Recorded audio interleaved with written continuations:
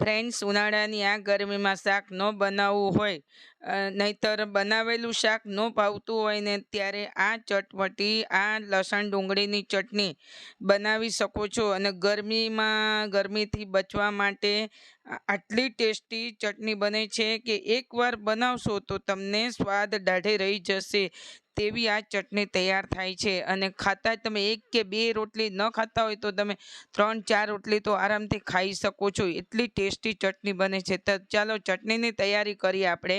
તો ચટણીની તૈયારી માટે અહીંયા મેં 2 નંગ ડુંગળી લીધી છે અને ડુંગળીને આપણે સારી રીતે સાફ કરી લેવાની છે. તો આજે આપણે બનાવીશું ફક્ત 2 નંગ ડુંગળીથી, અને એ પણ આખી વાટકી ભરીને તૈયાર થશે. તો ચાલો, અને આ ચટણી તમે ઉનાળાના ગરમીથી કે લૂથી પણ તમને બચાવ છે. તો ચાલો, એના માટે ડુંગળીને આપણે કટ કરી લીધી છે, સારી રીતે સાફ પણ કરી લીધી છે અને હવે ડુંગળીને ધોઈ લીધી છે. ત્યારબાદ હવે આપણે એક મિક્સર જાર લઈ લેવાનું છે. મિક્સર જારની અંદર આપણે નાની નાની ડુંગળી કટ કરીને નાખી દઈશું. ત્યારબાદ હવે આપણી ડુંગળી કટ થઈ ગઈ છે. ત્યારબાદ મેં થોડા લસણ લીધા છે. તો લસણ આપણે 20-25 કળી નંગ લઈશું. તો મેં નાની નાની કળી લીધેલી છે. તો 20-25 નંગ તમે તેથી ઓછું પણ કરી શકો છો. ત્યારબાદ મેં અહીંયા મીઠા લીમડાના પાન લીધા છે, 8-10 નંગ ઝીણા.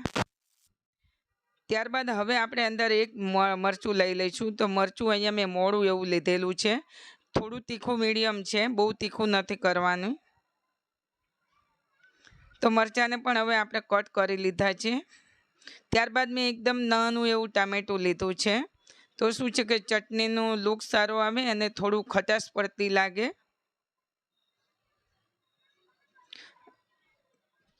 ટામેટું પણ હવે આપણે કટ કરી લીધું છે. ત્યારબાદ મેં થોડા એવા ધાણા લઈ લીધા છે. ધાણાથી પણ ખૂબ ટેસ્ટ એવો આવે છે.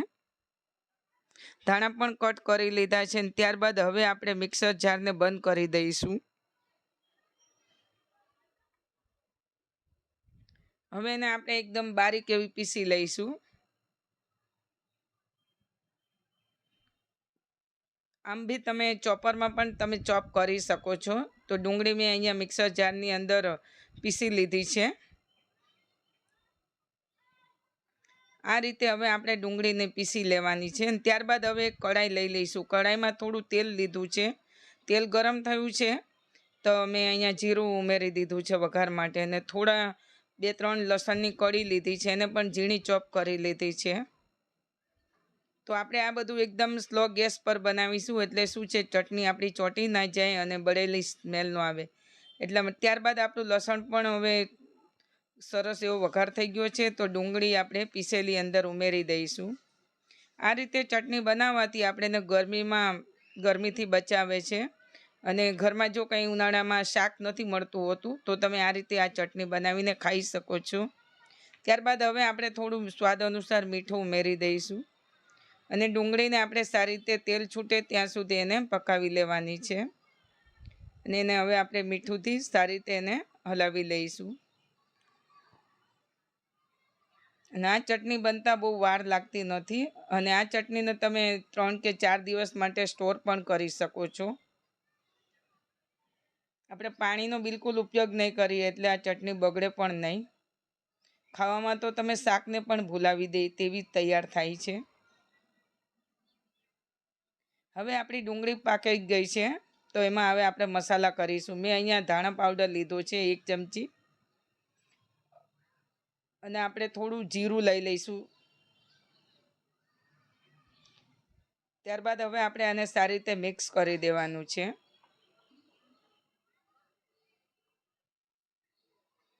આપણે થોડી વાર ચલાવતું રહેવું, એટલે આપણે શું ડુંગળી ચોંટે નહીં. અને ગેસ ફ્લેમ તમારે નાના ગેસ પર તમારે બનાવવી. હવે આપણે સારી રીતે મિક્સ થઈ ગયું છે. તો એમાં આપણે લાલ મરચું ઉમેરીશું. તો અહીંયા મેં 1 ચમચી લાલ મરચું, કાશ્મીરી લાલ મરચું લઈ લીધું છે. જો તમે તીખું લેતા હોય તો તમે તમારા હિસાબથી તીખું ઓછા વધતું કરી શકો છો. ત્યારબાદ થોડી હળદર. તમે કેટલું તીખું ખાવશો તે એવું તમારા પર ડિપેન્ડ કરે છે. તો અહીંયા મેં લાલ મરચું લઈ લીધું છે. ત્યારબાદ હવે આપણે આ મસાલાને સારી રીતે ચલાવી દઈશું. હવે સરસ રીતે આપણી ચટણી પાકી ગઈ છે. ત્યારબાદ એમાં આપણે થોડી છાશ નાખીશું, એટલે શું ચટણી એટલી સરસ થોડી ખટ્ટી મીઠી એવી લાગે. તમારે દહીં લેવું હોય તો તમે દહીં પણ લઈ શકો છો, પણ છાશથી પણ સરસ એવી લાગે છે. હવે આપણી ચટણીને હવે થોડી વાર માટે તેલ છૂટે ત્યાં સુધી પકાવીશું. ત્યાં સુધી થોડા ધાણા ગાર્નિશિંગ ધાણા ઉમેરી દઉં છું. તો હવે આપણે ચટણીને થોડી વાર માટે રાખીશું. તેલ છૂટે ત્યાં સુધી હવે આપણે એને પછી નીચે ઉતારી લઈશું. તો હવે આપણી ચટણી પાકી ગઈ છે અને તેલ પણ છૂટું પડી ગયું છે.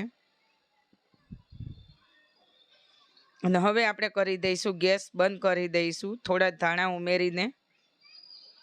તો છે ને એકદમ મજેદાર અને ચટપટી ચટણી, 1 કે 2 3 4 કે 5 રોટલી તમે ખાઈ શકો તેવી એકદમ ટેસ્ટી, શાકની પણ જરૂર નહીં એવી ટેસ્ટી ચટણી બને છે. અને એકવાર બનાવશો તો તમારા દાઢે રહી જશે અને ગરમીના લૂથી પણ તમને બચાવે આ ડુંગળી લસણની ચટણી. તો તૈયાર છે આપણી લસણ અને ડુંગળીની ચટણી. તો હવે એને આપણે સર્વિંગ બાઉલમાં લઈ લઈશું. તો ફ્રેન્ડ્સ, મારી રેસિપી તમને પસંદ આવી હોય તો એક લાઈક અને શેર કરી દેજો, અને ચેનલ પર નવા હો તો સબસ્ક્રાઈબ કરી દેજો. તો અવનવી રેસિપી લઈને આવું ત્યાં સુધી મિત્રો જોતા રહેજો. તો હવે ચટણી આપણે એક બાઉલની અંદર લઈ લીધી છે. સાથે આપણે ધાણા થોડા ગાર્નિશિંગ માટે નાખીશું. તો જોઈ શકો છો એકદમ લાલ ચટાક અને ટેસ્ટી એવી ચટણી લસણ ડુંગળીની. તો બનાવો ફ્રેન્ડ્સ, ફરી મળીશું